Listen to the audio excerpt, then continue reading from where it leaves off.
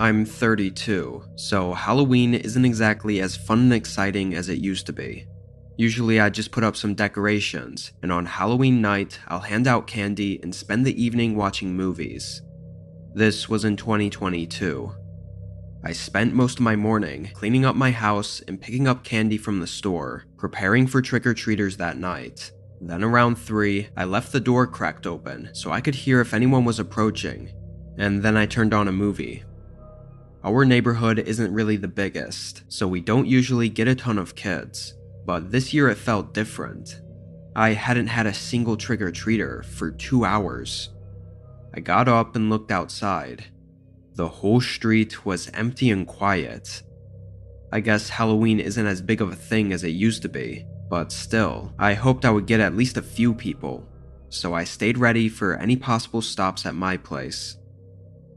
It wasn't until 6:30 that I got the first ring at my doorbell.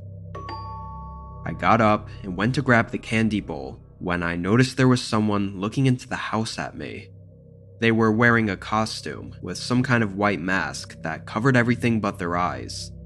Obviously, I had left the door cracked open, but it was still weird to be looking into my house like that. I walked over and held out the bowl and told them to take a handful.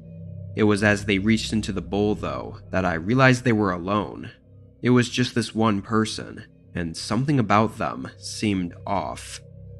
They were taller than most kids, and when I got a closer look at their eyes, I could tell they were older. The whites of their eyes were bloodshot, and I could faintly see dark circles under them. I thought it was weird, but I really didn't care too much since no other trick-or-treaters were out. I also didn't want to embarrass them by calling them out. Maybe they were just some older-looking kid. I don't know. When they walked off, I set the bowl down and went back to the movie. I want to say 15 or so minutes went by before I heard a sound that sounded like a footstep right outside my front door.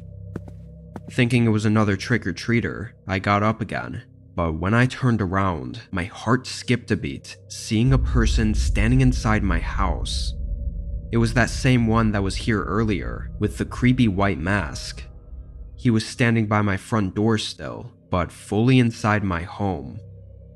"Can I help you?" He stared at me for a really intense few seconds before he backed out and left the house. I stood in shock for a moment before I went up to the front door. The person was walking down my driveway, but looked back several times as if they were trying to see if I was watching. I closed the door. Now this was strange. Not only did he enter my home, but why the hell did he come back anyway? I felt like there was no way it could be a kid now, and was almost definitely some creepy guy in a costume with some really disturbing intentions. I didn't feel safe with him wandering the streets on Halloween night with kids around, so I took my phone out to call the police and report him. I heard footsteps approaching the door again, but this time they didn't ring the doorbell or knock or anything. I quietly walked over and looked out the peephole to see who it was and what they were doing. Almost like they knew I was approaching the door, they called out, "Hello? I'm looking for my kid. Have you seen them? Hello?" There was a man, looking mid-40s, wearing regular clothes, like a brown long-sleeve t-shirt and blue jeans. I didn't quite trust this though, and I'm glad I didn't. The man looked around for a moment, then leaned a little closer to the door. When he did, I could see dark circles under his eyes and could tell they were bloodshot. My face went pale. I backed away and quietly continued the call with the police in the other room. After a few minutes, I went back to check out the front door, and the man was gone. Police made it a few minutes later, where we quickly found a costume with a white mask hidden in a bush on the side of my property, clearly having been taken off in a rush. This was the man's attempt to pretend he was someone else. Unfortunately, they weren't able to find the man that night though. I just really hope he wasn't able to follow through on whatever he was intending to do that night. Obviously, with his strange behavior, showing up to my house 3 times and pretending to be someone looking for his kid. He definitely had something disturbing planned.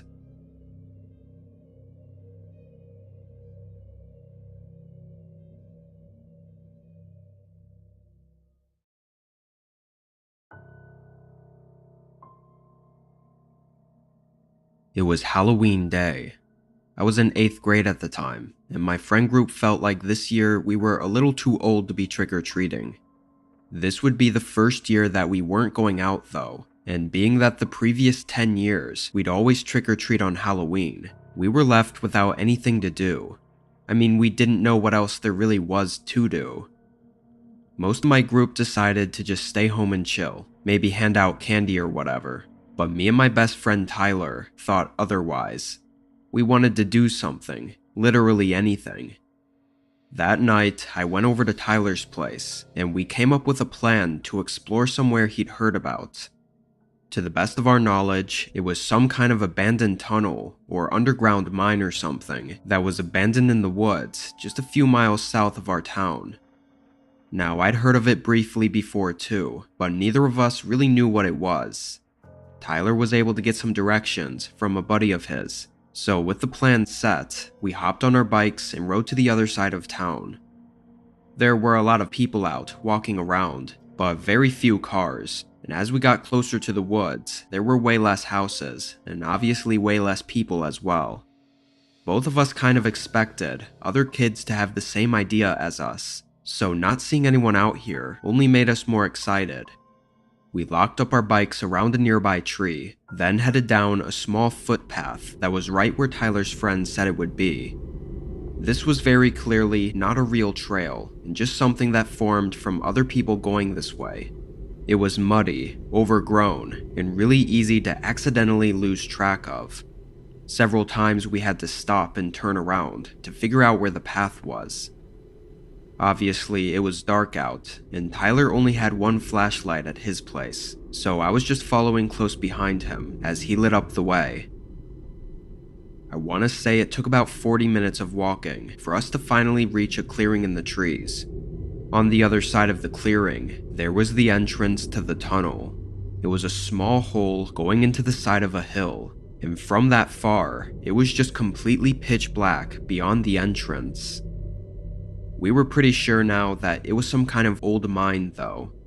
Tyler walked up to the opening and I stayed right behind him. He shined his light in, and it was honestly really creepy. It was extremely dusty and was just this rugged rock tunnel that looked like it was endless. At one point before we entered, I instinctively looked behind us at the woods we came from, and for an instant, I thought I saw something move. It was by one of the trees near the path. I immediately told Tyler to shine his light over there, but when scanning the area, we saw nothing. I didn't know if I was just scaring myself or if I actually saw something, but being with my buddy gave me a false sense of confidence. Tyler moved the light back into the tunnel, then we both hesitantly stepped in. The dust particles fluttered across the beam of light as we slowly made our way down. It was really quiet in there, and each footstep echoed through the tunnel for an eerie amount of time, almost like it was miles long. We didn't get too far in though, before we heard something ahead of us. It sounded like a voice. It was quiet, like they were whispering, but the echo carried the sound close enough for us to hear it. Tyler held his light steady as far down the tunnel as it could go, but there was still an endless pit of darkness beyond it. Almost like we read each other's minds, both of us simultaneously pivoted and started quickly walking back toward the opening. As we walked away, I could hear the voices behind us getting louder. Either they were talking louder, or they were coming up behind us. But every time I looked back, it was entirely darkness, even just 5 feet away. We finally made it to the opening, and just then, Tyler stopped abruptly. Standing just 10 yards away was an unknown man. He was in the middle of the clearing, looking like he was just walking toward the opening we were coming from. Both of us bolted out and straight for the trees. I didn't have the courage to turn around to check if he chased us. Eventually, though, we ran out of breath and slowed down, to which we were able to go in the general direction back to town. As we walked back, we talked about what the hell just happened. What we think is that the man we saw outside the tunnel was likely going to trap us inside, or at least block our way out. I mean, why else would a grown man be alone in the woods on Halloween night, exploring an abandoned place that he knew kids would probably be going to? It doesn't make any sense. As for the people inside the mine, it could have been other kids, or someone working with the man in the woods. We got really lucky though to have turned around and left when we did, because even 10 seconds later, that man could have been at the entrance, blocking our only way out and forcing us further into the tunnel.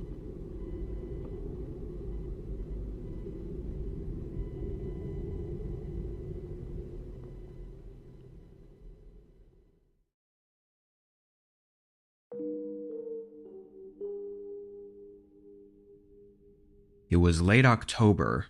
I was a sophomore at university and lived in my dorm room with a girl named Kylie.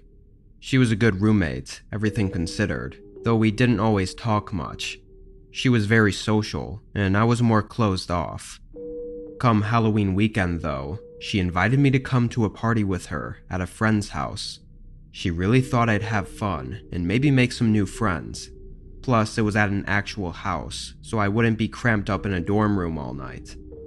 I initially rejected the offer, but after a bit of convincing, I decided to go. I picked up a really awful looking ghost costume at Spirit Halloween, and at 8, Kylie ordered an Uber to drop us off at her friend's place. It was about 10 minutes from campus, but this wasn't a very big town, so it felt like we were in a whole new area. It was basically an empty road with just this one large house on it. There were orange lights strung all over the outside and tons of blow-up Halloween decorations. We headed inside, and it was surprisingly not that crowded. There were maybe 10 or 15 people around my age. Anyway, we drank and played some games for several hours. It was actually kind of fun, and I was happy I went. By 1 a.m. though, I was tired and burnt out. I found Kylie and asked if she wanted to go, but she was too drunk and said she was just going to spend the night. I didn't feel comfortable enough with any of the others to ask for a ride, especially since they were drunk and mostly all dudes. I stood outside while trying to figure out what to do.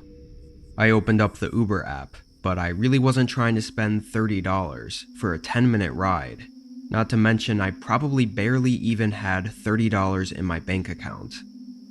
I was definitely a little tipsy too, which certainly fogged my judgment. I ended up saying screw it and decided I could just walk back to campus. A 10-minute car ride must be like a 35 to 40-minute walk, or at least that's what I thought. I headed down the road, leaving the bright lights of the house, and very quickly getting into the barren, dark, and eerie section of the road. The streetlights were spread out really far, so I'd be in the light for a minute, then walk in the dark for several minutes before reaching the next light. It was pretty soon into the walk, though, that I noticed a car behind me. It was odd because it seemed like they were parked on the side of the road, which I know I never walked past them. But every few minutes when I'd look back, they had moved further down the road toward me. I tried to keep an eye on them, but at one point I looked back and had suddenly lost sight of them. It was a bit foggy out, but I don't know where they went. Maybe they turned around. I kept walking, but increasingly got more uneasy, feeling like I was being watched from somewhere. 5 minutes went by as I kept walking along the side of the road before I heard a car engine behind me. I turned around and saw a car coming through the fog, and their headlights were off. They were slowing down too, and came rolling to a stop right beside me. There was a man in the front seat with a patchy beard and a strange smile. "Where are you heading? It's a bit late to be walking out here alone." I just said I was okay and kept on walking. but the man inched forward in the car, matching my pace and staying right beside me. "I'll give you a lift. You really shouldn't be out here," he yelled through his window, but through his voice, I could tell there was something different about him. As I started to say no thanks, I looked over at him. His smile was gone, and his face was tense. His eyes stared at me with an aggression, like he wasn't giving me a choice. I stuttered over my words as the man suddenly stopped the car and swung his door open. He started quickly getting out, and just then, a pair of headlights broke through the fog. Another car was coming down the road. I sprinted to the middle of the street and started waving my arms for them to stop, and the creepy man went right back into his car. As the other cars started to slow down, the man sped away. It turned out to be one of the guys from the party, on his way home. Though I only recognized his face, I didn't even know his name. I told him what happened, and he gave me a lift back to campus. I don't think I'd ever sobered up faster than when that guy jumped out of his car, but honestly, if nobody had come to help, I probably would have been on the missing persons list right now, with zero evidence on where I could be.